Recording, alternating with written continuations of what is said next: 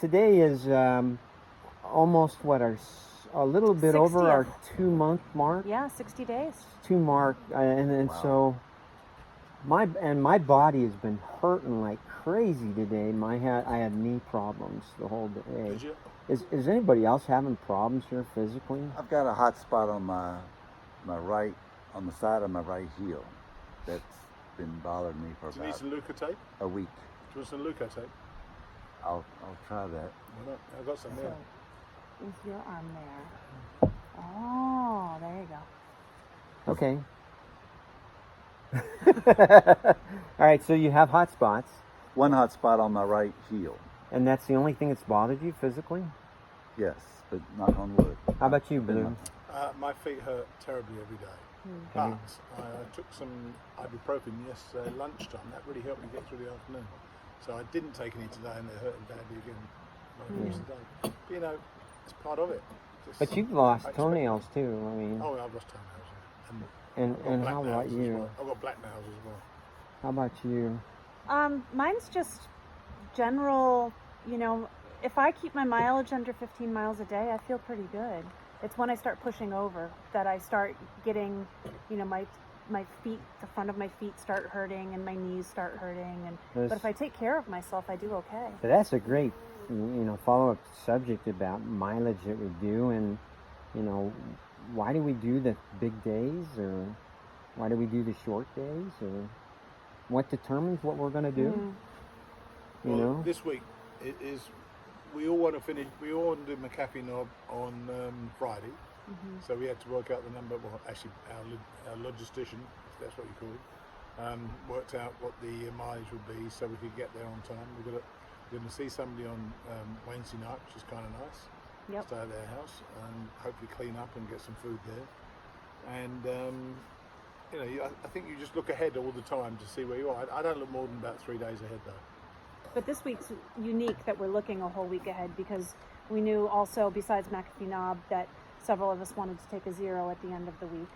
In Roanoke. So how do you get to Roanoke from here, and how many miles do you have to do it? So we're slowing down a little bit this week over the previous weeks. But I mean, if previous weeks, to me, it was all about looking at the weather.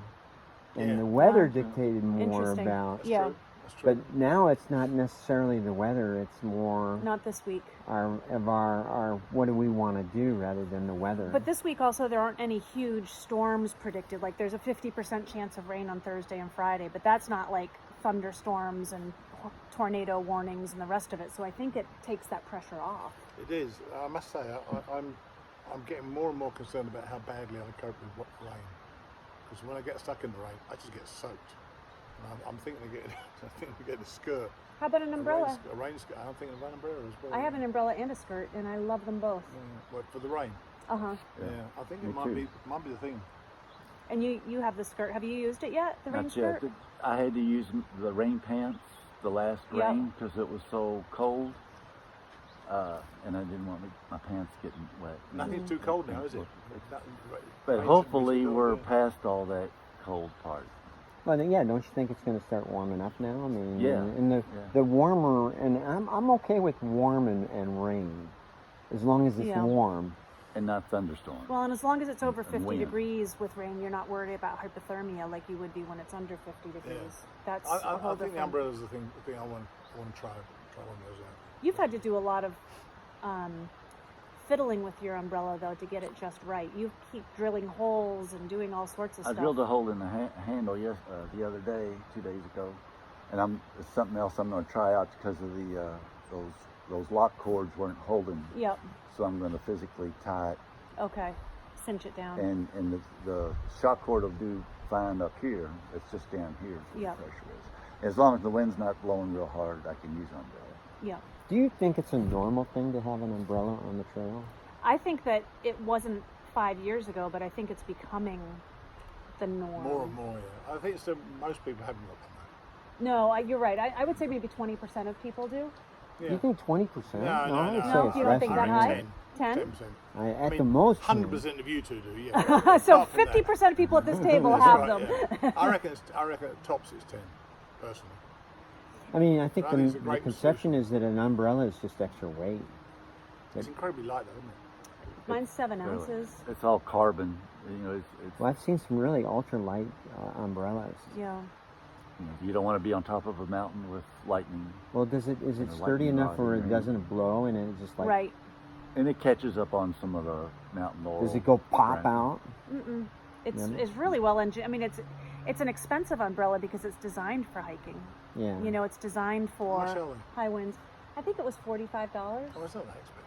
But I No. mean, compared to an umbrella What it you'd is, buy at yeah, yeah. Walmart or $9. you know, Yeah, but which is what you started with, and then you were like, Yeah. and it was an aluminum shaft, and we were Right, having like, lightning, and you're like, I can't even use this because we're going to get electrocuted. Yeah. Yeah. I think the other thing that I see on the trail that is another newer phenomena is the front packs like you're wearing right now, the fanny Fanny The pack. fanny pack. Yeah. But I got this because I'm getting my summer gear, which is a lighter bag, so I won't have to have to put so much in it. So I'm getting used to putting stuff in it, and I've got two side on the new bag. I've got two side pockets as well. Well, I thought the fanny pack was all about a lot of the packs don't have the side pockets anymore, I think Or they're I've not seen big those. enough. That's or what they're not big enough. And for me, I use it exclusively for food that I'm eating during the day, so that I never have food in my side pocket. So when I have my backpack with me at night, I'm not worried that there's scents of food in it for animals to attract them. So. And Blue's hat is fascinating to me. Mighty Blue's hat with that reflective material. the sun reflects Yeah, 80% of the sunlight. The head is much warmer, much cooler. cooler. It's cooler? Yeah, much cooler. Where'd you get it? I was given it by a company called Alchemy Labs.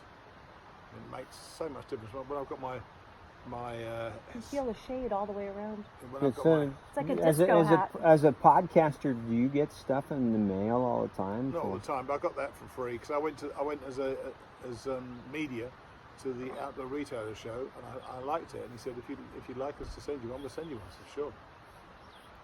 And It feels the same as yours. And it takes Cool. it does take the sun away. It just reflects the sun away, and you don't feel hot on the top of your head. I mean, So- I get hot still from So Nice what I'm flag, yeah. okay. So what I'm concerned about is because I wear my buff all the time because I sweat so much. I want something to soak up my sweat. You know, I still sweat. I mean, that does, but that's because of the energy. I mean, Yeah. because of the exercise and walking uphill. Yeah. But this, I normally wear my bandana. Well, and my then when head's I notice my exposed. nose is getting all red or something like that, I'm putting my ball cap on because I Well, want to try to But this is shield it. longer at the back, so it covers my neck as well. Yeah. Good. I think that with Trigger's gloves, you'd have a new trail name of Michael Jackson between the disco hat and the gloves. They're a bit other. The mighty, You don't get the that mighty Michael Tan Jackson. line The with mighty. the strap. Right, the strap tan. Do you have a strap tan too, or Yeah, do you I not do. use the straps? Yeah, we've got Here, all of us. I don't know if you see Mighty it. Blues are the You- like most distinct, I think. Oh yeah. He's got a really It's basically because we put our straps in the Straps. poles, and we use the straps as leverage to push kinda down pulling on. down. But they're always in the same place, and so we end up with these tan lines with strap lines. Cool. It's definitely unique to hiking, I think. Yes. I don't think skiers get this because they have gloves on. I've got some. Right. Oh, you don't put your hands in the straps, I don't You think. should do it in school. I do. In skiing? I guess you do. Not racers, but the rest of people do. Wow. And I'm not a racer. I go down fast, totally out of control. All right. Well. All right. So the other thing is, I was thinking about was the things that hikers talk about. I think 99% of the time we talk about gear, food, tent stuff, Yep, gear, yeah. sites, shelters, hostels, privies. What else do we talk about? Water sources. Water sources. The thing is that the great thing about hiking for me is there are so few options, but you have to do all the things you have to do. So you have to set your tent up, in your case the hammocks, you have to get your food out, you have to do this, you have to do that. But they're quite small things really. Everything takes such a long time, doesn't it? But it's rare that we come in early enough into camp where Like we we can did just sit today. around and do nothing. Yeah. Yeah, you're right. Usually we're fighting the setting sun, and I mean, we still have another couple hours I of mean, sun. today has been really nice. We could we have hours. But Something normally as soon as you get in, I see you, taking out your food immediately. You start cooking and you're setting your tent up almost, before that usually. Yeah, I have to get my tent. I know where my tent is. Yeah. Get your water filtered. Yeah, I try to get my water right bags. away, so that I don't even have to get it in the morning. Right. One of the things that we've gotten used to doing is on the day that we go into town, that hike into town, we talk about what kind of food we're going to order at a restaurant. That's always like a great, and sometimes like one day it was like we didn't even care about the food, we just wanted beer. It was like the food didn't matter, we just both felt like we wanted And that beer. can be 2 or 3 days ahead. You're looking that far. You're looking that far ahead. Well, when I was hiking with Julie, we were talking about the beer. When Were we got you? into town. Yeah. You know when I first started hiking, when I did my first section, it was the first section to top of Georgia, and going into Neal's Gap. I remember it was like only 3 days, right? The first 3 days. I thought, oh my God, I'm a hiker now, and I thought, all I want is a big juicy hamburger, and so I feel, and now I have these go-to items every time I go into town. What are your go-to items? I love a wedge salad with blue cheese dressing and a hamburger, I think. Burger, beer, easy. Burger and beer. I like fresh vegetables. Like a salad? Well, I would broccoli and cauliflower and carrots and zucchini. This is weird for me, but for me, it's an orange soda. Oh, really? And has that never soda. hit you before? This is new to the trail? No. Orange Crush? Or Orange just Crush. Orange Crush, really? I don't know why it is. I feel like, I want an Orange Crush. But you don't want a beer? No. I really, really want a beer when I get to town. Really want a beer. Having a margarita, I know it was a bit of a treat. Those margaritas were really good. Yeah, It is funny though, it's the things that I don't necessarily crave at home. I don't crave hamburgers at home. No. So. But I mean, that goes along with our food. We have to be creative in the way we eat our food out here, and how many Pop-Tarts can you eat? Right. I'm not that creative. I boil the water, pour it in the bag. That's it. You stir it up a few times, I'm good to go.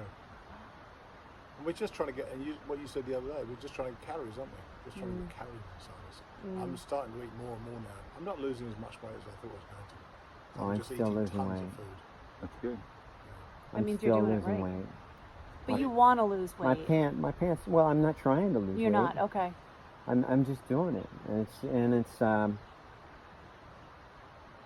when I go up a hill, I'm pushing still a heavy pack up on my back, and that's taking a little bit extra energy, I think. And we burn, was it 5,000 to 7,000 calories a day? We've got to shove the food in our face. We really have. no, I mean, eventually, I see myself being a prisoner of war, skinny-looking dude. But I'm when I jump off trail, I'm gonna probably try to beef up a little bit. Get some extra calories in. Yeah, because I But know you I'm gonna said as need soon it. as you get off trail, like your body is still Your body still processing burns at that. Still burns For a it couple quite- weeks? For about 2 weeks it did for me, yeah. And then it stops. In a big way. And you still think, this is good, I can't eat like that. But you just can't, Are you still eating big 2 weeks later or a week later? No, I can't recall that.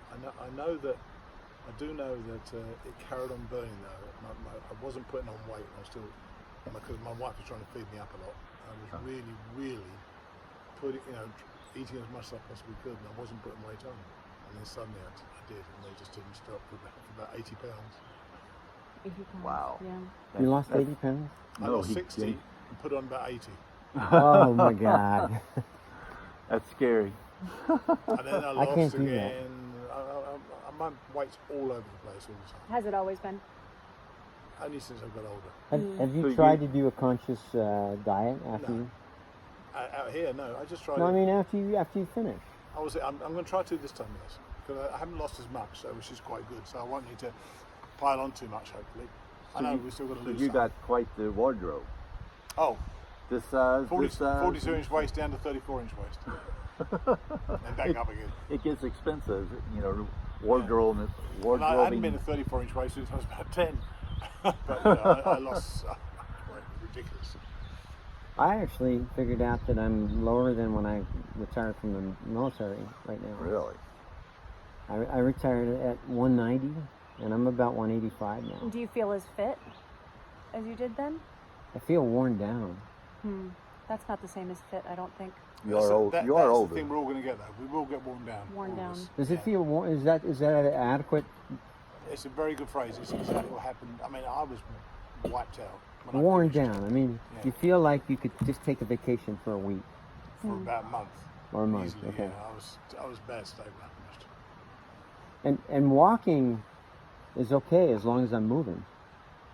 When I stop for a while, it hurts you like said- crap. Yeah, but I said anyway. Yeah. You are a fast hiker, aren't you? You surprise me how fast you are. Because your temper's still up when I never can, and then you pass me soon after that. Yeah, it was probably an hour later. 45 minutes. I was having a hard time up that hill today. It was a Those slow, hills were. with all the rocks, and I just couldn't quite get my footing. Yeah, the rocks of southern Virginia have surprised me. I didn't expect it to be as bad as that. And I don't recall it being as bad as that last time. And you know that Virginia gets that hype for being flat, and it's not flat. Totally. It's not flat at all. It's just not as steep as No, the previous you states, know- but it's still, we're doing 4,000 feet a day of But- elevation but- loss. But I've seen some steep where they say we're not going to do any switchbacks. We're going to go straight up the mountain, and those have been tough. I mean, but once you get to the top, it's like okay, now it's level for now, and you can. Yeah, don't you find you recover quite quickly? You're struggling to get up true. there, and then you go down like that, and suddenly you're walking virtually normally straight away. Right, you recover quicker. Yeah. Oh, much yeah, quicker, yeah. Which is Oh, good. and you notice that you see these guys just starting out now, the section hikers, right? And they strut. One guy says, "I'll be lucky to get eight miles in, right?" And I'm thinking, That's well, the you way oughta we be- were in yeah. Georgia. you ought to be able to do that in your sleep. You know the way for us, 8 miles is nothing. We feel like we're cheating when we do 8 mile days, right? We were like, oh, Yeah. well, we'll be done by noon. We'll have feel- all afternoon. You feel guilty a little Yeah. bit. But I can't wait till the path goes more north and all this east and down south again. No, you go south too. I know. We're that's going east around and south. Roanoke right now. Like this 100 miles is just basically skirting Roanoke. If you look at the map, it's Really? amazing. Yeah. We're spending an entire week going around the city of Roanoke. And then you can go into it. And when we get towards the Shenandoah, we're start going more north. North again. And then, once you get out of Virginia, once you get into out of Pennsylvania, rather, it's amazing how fast everything seems to go. You suddenly realise you've left Washington D.C. behind, then you've left New York behind, then you're looking at 40 miles north of New York, and the pace. It's almost like you don't pick up pace, but you feel like you're picking up pace on the map. You leave these big cities behind, which is really kind of weird. The last couple of places we've stayed at, the hostels have had maps, the long maps of the Appalachian right, Trail yeah. with their pin of where they are on the map, and I find that so discouraging because we're so far down at the bottom of the map yet. But we're approaching 1/3. McAfee Knob, I think, is at the 1/3 mark. 1/3. Is Somewhere right around there. Yeah, I mean, it's not exact, but it's somewhere around there. I mean, I thought 1/4 were just three We're more past times, 30%. right? I know we're past 30% already. Today, in fact, we went past 30%. Okay. But right now, and what I was told that in the beginning, you do these low miles and stuff like that. But after you get to the point where we're at right now, these 100-mile just start clicking off a lot faster. Yeah. Yeah, we're One a 700. week. We're doing 100 miles a week right now, which is a lot for me. I don't Yeah. know if that's a lot for everybody It else. feels right for me right now. Yeah. This was about when I started doing 100 miles. Although this is when I finished my first section of the hike last time because I had to get off the trail. But when I got back, I got straight into 100 mile weeks. When are we going to hit 700? This week. But I think Thursday. it's, yeah. Thursday. We have a Before couple- McAfee Knob. Yeah, we have a couple of big things. We have the Kefir oak, which is the largest oak tree in the south, or the largest tree on the trail in the south. It's 300 years old. And then we have the Audie Murphy Memorial coming up, Yep. Then Dragon's Tooth. Dragon's And Tooth. even worse, the climb down from Dragon's Tooth. Oh, is that tough? And then we have Right. McAfee Knob, and then we have Tinker Cliffs. Yep. We have the 700-mile mark. We've got a lot coming up the end of this week. A lot to look forward to. Yes, absolutely. Yeah. So if I make it that far, I've done the trail. I can quit now. You can be done. I said, wait, have we made it past McAfee's yet? Okay, now I can quit. It's kind of the picture-perfect place, isn't it? Everybody. No, actually, so Harper's Ferry is, is a point where you say, I made it halfway now. It's not halfway. But it's not halfway. It's It's close. It's so close. It used to it's be about halfway. 60 or 70 miles short of halfway. Yeah. 60 or 70? Yeah. It Oh, used to be wow. halfway, but the trail is longer than it used to be. But I mean, they still treat it as a halfway point. Yeah, they still take your picture with the Polaroid and they put your number on it as to which number northbound hiker you are coming through, and it'll be interesting coming to see our through? numbers. You mean it's different than the number I started with? Right. So like I'm number 377, and probably by the time we get up there, it's probably going to be like number 500, because there are that many people that started in March that are going so much faster. Oh, than wait me a second. Now that are wait. going to pass by. Remember, there's a lot of dropouts too.